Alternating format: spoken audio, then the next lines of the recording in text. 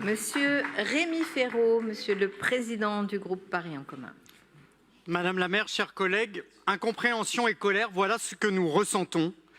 Et au-delà des élus de mon groupe, de la majorité municipale, je pense que c'est ce que ressentent beaucoup de parents, beaucoup d'enseignants parisiens suite à l'annonce irresponsable de supprimer 110 emplois dans le seul premier degré pour la rentrée scolaire prochaine et plus de 90 dans le second degré.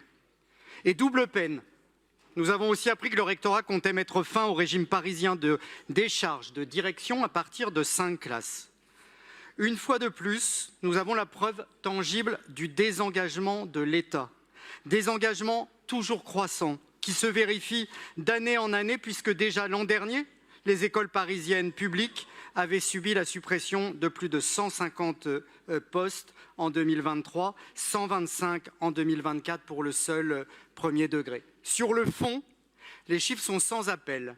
110 suppressions de postes sur Paris pour un total de 470 prévus au niveau national, soit près d'un quart du total, alors que la baisse du nombre d'élèves à Paris ne représente que 3% de celle observée à l'échelle nationale. Voilà la vérité des chiffres.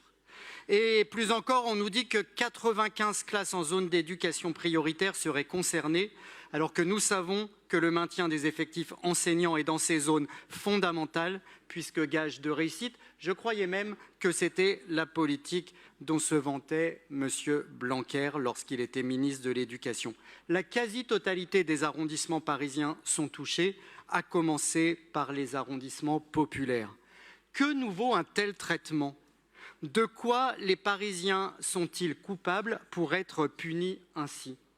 Rappelons aux élus de droite, des différents groupes de droite, qui essayent de mettre sur le dos de la ville la responsabilité d'une décision du gouvernement qu'ils soutiennent. Nul ne peut se prévaloir de sa propre turpitude. Ces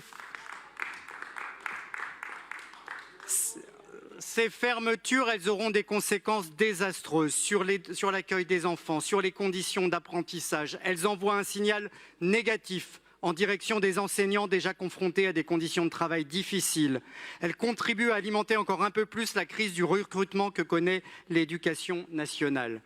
Quant à l'annonce incompréhensible et inacceptable sur les décharges des directeurs et directrices d'école, c'est-à-dire sur leur rôle même au cœur de la vie scolaire, elle est scandaleuse et, disons-le, nous inquiète au plus haut point.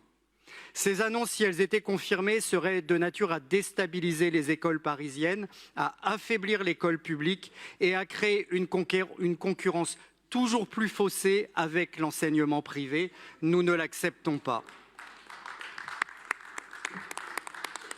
Et je veux le dire aussi, ces décisions sont d'autant plus incompréhensibles que le gouvernement de François Bayrou, suite à la bataille menée par les parlementaires socialistes dans le cadre du débat budgétaire, est revenu sur la suppression des 4000 postes d'enseignants initialement prévus. Les Parisiens, comme les autres, doivent en bénéficier.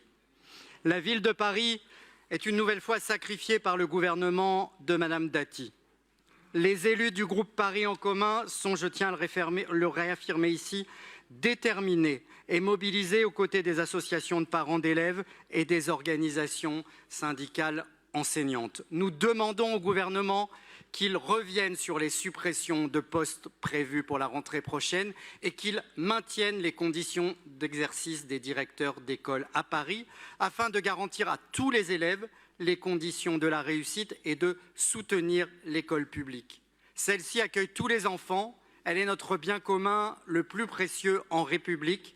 Notre mobilisation sera totale. Je vous remercie. Merci beaucoup, Monsieur le Président.